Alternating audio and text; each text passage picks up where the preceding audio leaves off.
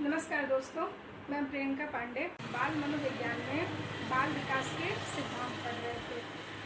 सिद्धांत को हमने बताया था आपको कि सिद्धांत में 12 पॉइंट्स हैं। इसको हम 3 पार्ट में कवर करेंगे। तो 2 पार्ट ख़त्म हो चुके हैं, आज तीसरा पार्ट है। सिद्धांत जो है, बाल विकास का सिद्धांत जो है, आपके एग्जाम के दृष्टिकोण से बहुत ही महत्वपूर्ण है। इसमें से 2 से 3 क्वेश्चन तो आने ही आने हैं। 2 से 3 क्वेश्चन आने ही आने हैं। अगर यूपी टेट में नहीं आता है तो अदर स्टेट के टेट में आएगा, पर आएगा ही आएगा। आप लोग अगर सिद्धांत को अच्छे से समझ लेते हैं, पढ़ लेते हैं, अगर उसका कॉन्सेप्ट आपको क्लियर होता है तो क्वेश्चन किसी भी प्रकार से पूछे, कैसे भी पूछे, घुमा के पूछे, तो आप लोग उसका आंसर आसानी से दे सकते हैं। इसमें क्वेश्चन सीधे सीधे पूछे नहीं जाएंगे, क्योंकि ये बच्चों का तो एग्ज़ाम है नहीं, ये शिक्षक पात्रता टेस्ट है, ये टीचर का एग्ज़ाम है। इसलिए इसमें क्वेश्चन जो है उसको बहुत अपने हिसाब से तोड़ मरोड़ के पूछा जाता है। तो उसका जवाब देने के लिए आप लोगों को कॉन्सेप्ट क्लियर होना बहुत ही आवश्यक है। ठीक है, और आज हम आगे के सिद्धांत को बताएंगे, साथ साथ कुछ इम्पॉर्टेंट क्वेश्चन आंसर भी बताएंगे। जो क्वेश्चन आंसर बताएंगे वो सारे क्वेश्चन आंसर आपके एग्ज़ाम में पूछे जा चुके हैं, किसी न किसी ईयर में वो क्वेश्चन आंसर आए। ठीक है ना। इसके पहले हम लोग जो सिद्धांत पढ़े थे, क्या पढ़े थे, एक चीज़ और आप लोग ध्यान रखिए, जो सिद्धांत है उसके कई नाम दे सकते हैं, उससे आप लोगों को घबराना नहीं है। इससे पहले हम लोग पढ़े थे, पिछले में पढ़े थे हम लोग कि सामान्य से जटिल का सिद्धांत। ठीक है, सामान्य से जटिल की ओर इसको ये भी पूछ सकता है कि सरल से आसान की तरफ, या तो ये पूछ सकते, हम लोग पढ़े थे सामान्य से विशिष्ट का सिद्धांत। तो इसको ये भी पूछ सकता है सरल से जटिल, ये पूछ सकता है, चाहे सिर्फ ये पूछ सकता है कि विशिष्ट का सिद्धांत क्या है। ठीक है, तो इसमें आपको वही लिखना है जो आप सरल से विशिष्ट का सिद्धांत पढ़े, सामान्य से विशिष्ट का सिद्धांत पढ़े थे। ठीक है, और दूसरा हम लोग पढ़े थे परस्पर संबंध का सिद्धांत। तो इसको परस्परता बोल सकता है या कुछ भी नाम दे सकता है। तो इसको आपको ये याद रखना होगा कि एक सिद्धांत को कई नामों से मतलब दिया जा सकता है। ठीक है, फिर अगला हम लोग पढ़े थे विकास की एकीकरण का सिद्धांत पढ़े थे। और फिर अगला पढ़े थे वृद्धि एवं विकास की भविष्यवाणी की जा सकती है या नहीं। तो इसमें यह भी दिया जा सकता है कि भविष्यवाणी का सिद्धांत। ठीक है, अब आइए हम लोग अगला सिद्धांत को देखते हैं। ठीक, अगला सिद्धांत क्या है? अगला सिद्धांत है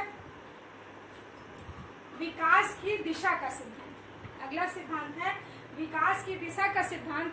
इसको जो है कई नामों से पूछा जा सकता है। इसको ये भी बोला जा सकता है सिरोमुखी सिद्धांत बोल दिया जा सकता है, या तो अधोमुखी दे सकता है, सिरोमुखी दे सकता है, या तो इसका नाम अधोमुखी दे सकता है, या तो सेफ्लोकाइडल दे सकता है। ठीक है, या तो सेफ्लोकाइडल दे सकता है जो लैटिन नाम है। ठीक है, तो इन चारों में से किसी एक नाम से इस सिद्धांत को पूछा जा सकता है। ठीक है, तो सिरोमुखी सिद्धांत क्या होता है? सिरोमुखी सिद्धांत का मतलब होता है कि इस सिद्धांत में, सिरोमुखी सिद्धांत में विकास का क्रम जो होता है लंबवत होता है। सिरोमुखी सिद्धांत में विकास का क्रम जो होता है लंबवत होता है, ऐसे लंबवत होता है। ठीक है, इसमें विकास जो है सिर से पैर की तरफ होता है। विकास जो है सिर से प्रारंभ होता है, फिर पैर की तरफ होता है। ठीक है, इसे हम कहते हैं सिरोमुखी या अधोमुखी। इस सिद्धांत में जैसे हम लोग को पता है कि कोई भी बालक जब माँ के गर्भ में होता है तो सबसे पहले उसके सिर का विकास होता है, उसके बाद उसके पैर का विकास होता है। ठीक है, तो इसी को हम लोग सिरोमुखी या अधोमुखी या सेफ्लोकाइडल कहते हैं। ठीक है, तो इस विकास के सिद्धांत में सबसे पहले बच्चा जो है अपने सिर या दिमाग पे, सिर पे कंट्रोल करता है, सिर की गतियों पर कंट्रोल करता है, उसके बाद अपनी भुजाओं की गतियों पर कंट्रोल करता है, उसके बाद अपने पैरों की गतियों पर कंट्रोल करता है। ठीक है, पहले सिर पर, फिर भुजाओं पर, फिर पैरों की गतियों पर, फिर बिना किसी सहारे से बच्चा चलना प्रारंभ कर देता है। इसे हम कहते हैं सिरोमुखी, अधोमुखी या सेफ्लोकाइडल। ठीक है, इसको ये समझ लीजिए कि ये लंबवत रूप में होता है और ये अंदर की तरफ होता है, सर से पैर की तरफ होता है। ठीक है, अब दूसरा सिद्धांत क्या है? समीप से दूर या केंद्र से बाहर या प्रॉक्सिमोडिस्टल। ठीक है, इसको केंद्रमुखी भी कह सकते हैं। ठीक है, इसके कई नाम है, या तो केंद्रमुखी नाम से आ सकता है, या तो प्रॉक्सिमोडिस्टल नाम से आ सकता है, या तो केंद्र से बाहर या समीप से दूर। ठीक, तो इसमें क्या है, इसमें विकास का क्रम जो है केंद्र से प्रारंभ होकर, विकास का क्रम केंद्र से प्रारंभ होकर बाहर की तरफ जाता है, उसके बाद अन्य शरीर का विकास होता है। ठीक है, इसको देखिए कैसे, इस प्रकार से इसमें क्या है, देखिए यहाँ केंद्र से, यहाँ केंद्र से विकास है। आप देखिए ये छाती है, मान लीजिए छाती है, इसमें जो है केंद्रोमुखी, केंद्र से यहाँ से शुरू होता है, फिर इधर हाथ की तरफ आएगा, बाह, ये बाह बनेगा, उसके बाद हाथ बनेगा, उसके बाद उंगलियां बनेंगी। ठीक है, ऐसे इसका विकास होगा केंद्र से बाहर की तरफ। इसका विकास क्या होगा, केंद्र से बाहर की तरफ होगा। या तो ये समझ लीजिए कि छाती से पहले बाह बनेगा, फिर हाथ बनेगा, हाथ की उंगलियां बनेंगी, या तो फिर इसको ये समझ लीजिए कि पहले रीढ़ की हड्डी बनेगी, फिर रीढ़ की हड्डी से बाह बनेगा, फिर बाह से रीढ़ की हड्डी से भुजाएं बनेंगी, फिर बाह बने, हाथ बनेगा, फिर हाथ की उंगलियां बनेंगी। ठीक है, तो ये क्या है, केंद्र से बाहर की तरफ हो रहा है। ये क्या है आपका केंद्रमुखी या प्रॉक्सिमोडिस्टल, और शिरोमुखी क्या है, सर से अंदर की तरफ जा रहा है। ये बाहर की तरफ हो रहा है, वो अंदर की तरफ आ रहा है। ठीक है, दोनों में अंतर आप लोग को समझ में आ गया होगा। ठीक, अब अगला सिद्धांत क्या है, विकास लंबवत सीधा न होकर वर्तुलाकार होता है। ठीक है, विकास लंबवत सीधा न होकर वर्तुलाकार होता है। वर्तुलाकार मतलब क्या होता है, वर्तुलाकार, वर्तुलाकार मतलब होता है इस प्रकार की आकृति को हम वर्तुलाकार कहते हैं। ठीक है, जो इस प्रकार की आकृति होती है उसको हम वर्तुलाकार कहते हैं। ऐसे सीधा लंबवत नहीं, उसका विकास वर्तुलाकार होता है। ठीक है, इसको इस तरह से समझिए,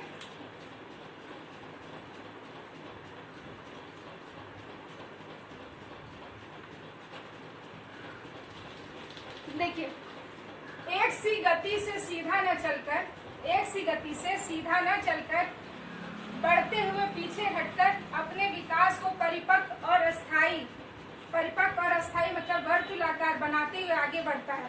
देखिए इसमें क्या है, इसमें विकास जो है यहाँ केंद्र से प्रारंभ करता है, और प्रारंभ करते हुए ऐसे बाहर की तरफ ऐसे विकास करते हुए ऐसे आता है, फिर यहाँ बढ़ते हुए आता है, फिर यहाँ से पीछे हटकर अपने विकास को परिपक्व और अस्थायी बनाता है, फिर ऐसे बाहर की तरफ ऐसे बढ़ते हुए ऐसे आगे आता है, फिर परिपक्व अस्थायी बनाता है, और ऐसे करते विकास चला जाता है। ठीक है, तो जब यहाँ से केंद्र से ये बाहर की तरफ जब ऐसे विकास करता है, ठीक है, ऐसे विकास करते हुए जो ये आकृति बनाता है, यहाँ से जब पीछे हटता है, और यहाँ पे जब ये पीछे हटता है, यहाँ पे चरम, जब ये विकास जो है यहाँ पे रुक के वो परिपक्व होता है, यहाँ पे विकास परिपक्व होता है, उसके बाद उसको रुक के स्थायी बनाता है विकास को, उसके बाद कुछ क्षणिक विश्राम के बाद वो आगे बढ़ता है।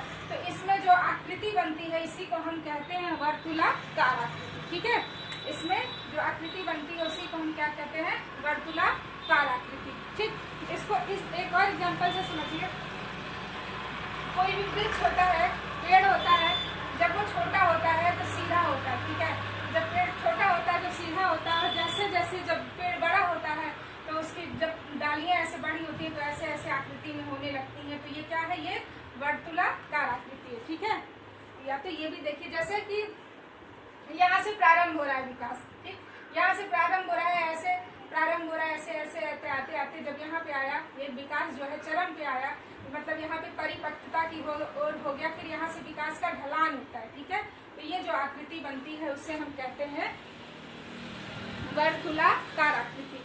ये एक एग्जाम्पल ये भी समझ सकते हैं आप कि कोई भी जब इंसान, बच्चा छोटा होता है, बड़ा होता है तो सीधा होता है, और जैसे जैसे बूढ़ा होता है वैसे वैसे झुकता जाता है, तो उसकी जो आकृति बनती है उसको हम कहते हैं वर्तुलाकार आकृति। ठीक है, तो आई होप कि आप लोगों को समझ में आया होगा कि वर्तुलाकार आकृति क्या होती है। ठीक है, अब अगला देखते हैं, ये बहुत ही इंपॉर्टेंट सिद्धांत है, बहुत ही इंपॉर्टेंट सिद्धांत है, इससे एक क्वेश्चन तो जरूर ही पूछे जाते हैं। ठीक है, वंशानुक्रम एवं वातावरण की अंतरक्रिया का सिद्धांत। इसको ये भी पूछ सकता है कि वातावरण का सिद्धांत भी पूछ सकता है। ठीक है, तो क्या है वंशानुक्रम एवं वातावरण की अंतरक्रिया का सिद्धांत क्या है, वृद्धि एवं विकास की प्रक्रिया वंशानुक्रम और वातावरण का संयुक्त परिणाम है।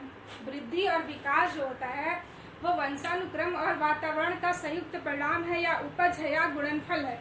इसका मतलब ये हुआ कि किसी भी व्यक्ति का वृद्धि और विकास वातावरण और वंशानुक्रम दोनों को मिलाकर ही अच्छे से उसका वृद्धि और विकास हो सकता है। किसी एक के भरोसे वृद्धि और विकास अच्छे तरह से नहीं हो सकता। ठीक है, इसको आप एग्जाम्पल से समझिए। एक महान वैज्ञानिक है, मनोवैज्ञानिक है अरस्तु। ठीक है, अरस्तु का कथन था स्वस्थ शरीर में स्वस्थ मस्तिष्क रहता है। ठीक है, स्वस्थ शरीर में स्वस्थ मस्तिष्क रहता है। शरीर हमारा क्या है? शरीर हमारा है वातावरण। ठीक, शरीर हमारा है वातावरण और मस्तिष्क हमारा क्या है? मस्तिष्क हमारा है वंशानुक्रम। शरीर हमारा वातावरण है, मस्तिष्क हमारा वंशानुक्रम है। कैसे? मस्तिष्क तेज बुद्धि, अगर मान लीजिए तेज बुद्धि है, बहुत तेज बच्चा है, बहुत तेज है, तेज बुद्धि है, अगर बच्चे का बुद्धि बहुत तेज है, लेकिन शरीर मतलब वातावरण, अगर शरीर कमजोर है, कुपोषित है, तो वो बच्चा जो है चिड़चिड़ापन आएगा, उसकी सोचने समझने की क्षमता अच्छी नहीं रहेगी। तो उसका तेज मस्तिष्क रह के भी क्या करेगा अगर शरीर उसका स्वस्थ नहीं है। ठीक है, तो इसीलिए वंशानुक्रम और वातावरण को दोनों का ही बहुत ही आवश्यक है। ये दोनों जो है विकास जो है इन दोनों का संयुक्त परिणाम है या इन दोनों का गुणनफल है। ठीक है, एक एग्जांपल से और समझ सकते हैं।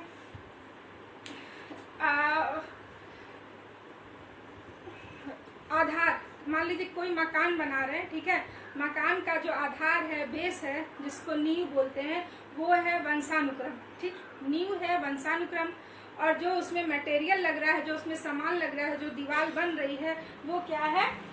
वातावरण। ठीक, तो नींव मजबूत होगा। ठीक है, अगर नींव मजबूत है, अगर उसमें जो सामान मटेरियल लग रहा है, जो दीवार खड़ा हो रहा है, अगर वो मजबूत नहीं है तो क्या मकान मजबूत होगा? नहीं, कभी नहीं होगा। ठीक है, इसलिए नींव मजबूत के साथ साथ उसमें जो भी सामान लग रहा है, मटेरियल लग रहा है, दीवार खड़ी हो रही है, पूरी बिल्डिंग खड़ा हो रहा है, सबको मजबूत होना चाहिए, तभी एक मजबूत मकान मिलेगा हमें। ठीक है, तो इसलिए वंशानुक्रम और वातावरण दोनों जो है बहुत ही जरूरी है अच्छे विकास के लिए। ठीक है, क्योंकि एक दूसरे के दोनों पूरक है, एक दूसरे के दोनों गुणनफल है।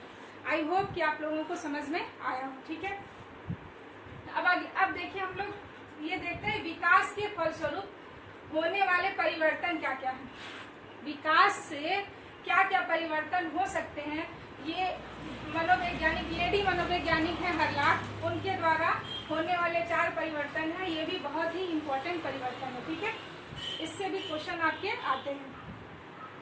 पहला परिवर्तन क्या है? नई आकृतियों व आदतों का जन्म होता है। जब विकास होता है तो नई आकृति व आदतों का जन्म होता है। आकृति क्या? जब बच्चा छोटा होता है, पैदा होता है, तब उसके दांत नहीं होते हैं। ठीक है, उसके बाद बच्चे का दांत आता है तो वो क्या है? उसकी नई आकृति हो गई। और नई आदत क्या हो गया?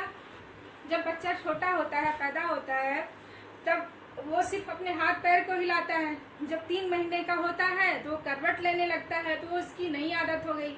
जब 6 महीने का होता है तो बैठने लगता है, तो वो उसकी नई आदत हो गई। फिर जब बच्चा 8 महीने का होता है तो रेंगने लगता है, तो वो उसकी नई आदत हो गई।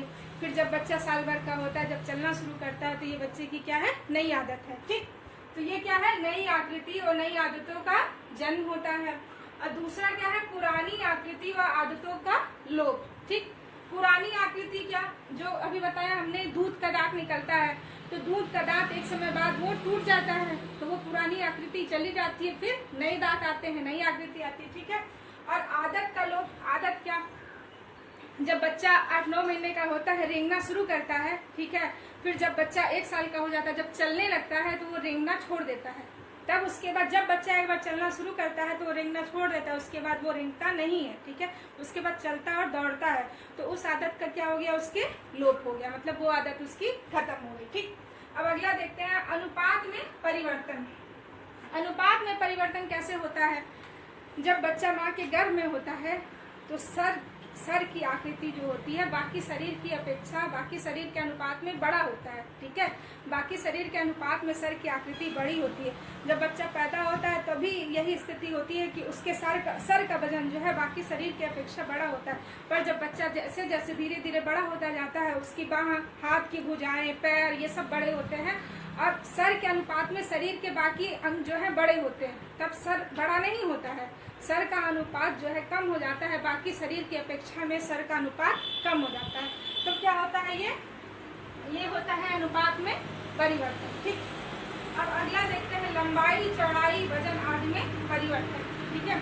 तो आप देखते होंगे कोई भी बच्चा होगा आपके घर, छोटा बच्चा जब छोटा रहता है तो इतना छोटा सा होता है, उसकी लंबाई इतनी होती है, जैसे जैसे बढ़ता है वैसे वैसे उसकी लंबाई बढ़ती जाती है, और चौड़ाई भी, जब बच्चा बढ़ता है स्वस्थ होता है तो उसकी चौड़ाई भी बढ़ती है। उसके बाद वजन, जब स्वस्थ बच्चा, एक स्वस्थ बच्चा 2.5 किलो का बच्चा अगर पैदा होता है, इसको हम कहते हैं स्वस्थ बच्चा। बच्चा 2.5 किलो का, 3 किलो का, 3.5 किलो का, 4 किलो का भी होता है। हमारा बच्चा खुद ही 4 किलो का था, ठीक है। तो जब बच्चा पैदा होता है तो 4 किलो का होता है, 2.5 या 3 किलो का होता है। फिर जब बड़ा होता है तो उसका वजन बढ़ते जाता है। जैसे मेरा बच्चा 3.5 साल का है, अब उसका वजन 12 से 13 किलो है। तो जब पैदा हुआ था तो 4 किलो का था, अब 12 से 13 किलो का हो गया। तो जैसे जैसे उसका विकास होगा उसके वजन में वृद्धि होती जाएगी, ठीक है। तो ये हो गया विकास के फलस्वरूप होने वाले परिवर्तन। ये किसने दिया था?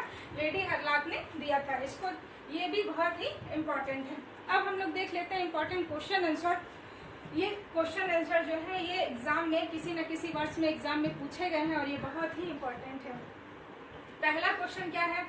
केंद्रमुखी विकास का नियम किससे संबंधित है? केंद्रमुखी विकास का नियम किससे संबंधित है?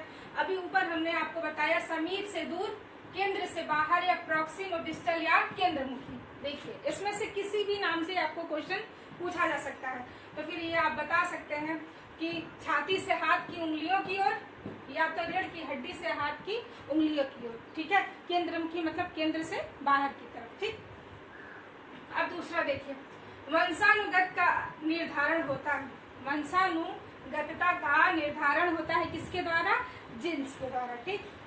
शिशु का अधिकांश व्यवहार आधारित होता है। ये जो है 2011 में पूछा गया क्वेश्चन है।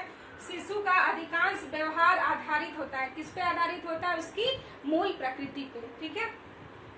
अब ये क्वेश्चन 2014 में पूछा गया है। सीखने की प्रक्रिया में सीखने का स्थानांतरण हो सकता है। सीखने की प्रक्रिया में सीखने का स्थानांतरण हो सकता है। सकारात्मक, नकारात्मक या शून्य, मतलब या तो सीख सकता है या तो नहीं सीख सकता, या तो कुछ भी नहीं कर सकता, ठीक है। तो ये भी क्वेश्चन जो है आपका 2014 में पूछा जा चुका है। अब 2014 में ये भी क्वेश्चन पूछा है, बाल मनोविज्ञान का केंद्र बिंदु है। बाल मनोविज्ञान का केंद्र बिंदु है तो आंसर होगा बालक, क्योंकि बालक पे ही हम लोग सारा रिसर्च करते हैं, उसी के विकास और वृद्धि के बारे में हम लोग पढ़ते हैं। तो इसलिए बाल मनोविज्ञान का केंद्र बिंदु क्या होगा? बालक, ठीक है। अब ये क्वेश्चन है 2016 में पूछा गया है। संवेग शब्द का शाब्दिक अर्थ क्या है? हम जब अपना लेक्चर शुरू किए थे तो पहले लेक्चर में हम आपको बताए थे संवेगात्मक बताए थे, ठीक है। उसी से रिलेटेड है ये। संवेग शब्द का शाब्दिक अर्थ क्या है? तो इसका अर्थ है उत्तेजना या भावों में उथल पुथल। हमने आपको बताया था संवेग मतलब होता है इमोशन, ठीक है। तो उत्तेजना या भावनाओं में उथल पुथल, ठीक। ये क्वेश्चन आपका 2019 में पूछा गया है। विकास के व्यापक आयाम क्या क्या है? विकास के व्यापक आयाम क्या है? ये भी हम आपको पहले लेक्चर में बताए थे कि विकास के या तो आयाम बोल सकता है या तो पहलू बोल सकता है, ठीक है। तो देखिए क्या क्या थे? शारीरिक, संज्ञात्मक, सामाजिक, संवेगात्मक, ठीक है। इसमें कई दे सकते हैं और इसमें से आपको ये भी जो इसके आयाम या पहलू नहीं है वो भी दे सकता है। उसके बाद आपको इसमें से छापना होगा कि कौन सा सही है, कौन सा गलत है, कौन से इसके पहलू हैं, कौन से नहीं है, ठीक है। ये क्वेश्चन 2018 में पूछा गया है। बच्चों में प्रतिभाशालिता, ठीक। बच्चों में प्रतिभाशालिता, उसके बाद डैश डैश डैश, उसके बाद क्या आएगा? किसके कारण हो सकती है? तो इसका आंसर होगा कि बच्चों में प्रतिभाशालिता अनुवांशिकता और वातावरण के बीच अंतःक्रिया के कारण हो सकती है, ठीक है। जो अभी हमने बताया कि वंशानुगत एवं वातावरण की अंतःक्रिया के कारण, अगर ये दोनों वातावरण और अनुवांशिकता दोनों का अगर हम लोगों को संयुक्त, ये आपको बताया हमने कि बच्चों का विकास जो है अनुवांशिकता और वातावरण का संयुक्त परिणाम है। तो इन्हीं के कारण ही बच्चों में अच्छी प्रतिभाशालिता आ सकती है। अगर दोनों में से एक रहेगा तो प्रतिभाशालिता में कमी हो सकती है, ठीक है। ये क्वेश्चन जो है आपका 2015 में पूछा था। निम्न में से कौन सा सिद्धांत वृद्धि और विकास के सिद्धांत से संबंधित नहीं है? तो आपको दे देगा, सिद्धांत का नाम दे देगा, विकास की दिशा का सिद्धांत, निरंतरता का सिद्धांत, एकीकरण का सिद्धांत, इसमें से कोई और दूसरा भी नाम दे सकता है। ऐसे नाम देगा, उसमें से पूछेगा कि ये कौन सा विकास का सिद्धांत है, कौन सा नहीं है। तो आपको अगर याद रहेगा सारे सिद्धांत तो आप उस आंसर को लिख सकते हैं। ठीक है, अब ये क्वेश्चन जो है आपका 2016 में पूछा था। विकास का सिरा पदाभिमुख दिशा का सिद्धांत व्याख्या करता है। विकास इस प्रकार आगे बढ़ता है। सिरा पदाभिमुख, इसको सिरा से ही समझ लीजिए कि ये या तो देखिए ये भी नाम दे सकता है आपको, सिरा पदाभिमुख या तो सिरोमुखी, अधोमुखी, सेफ्लोकाइडल। तो ये जो है इसका आंसर होगा सिर से पैर की तरफ। ठीक है, देखिए एक सिद्धांत के 5 नाम हो गए। ठीक है, नाम से कंफ्यूज मत होइएगा आपको।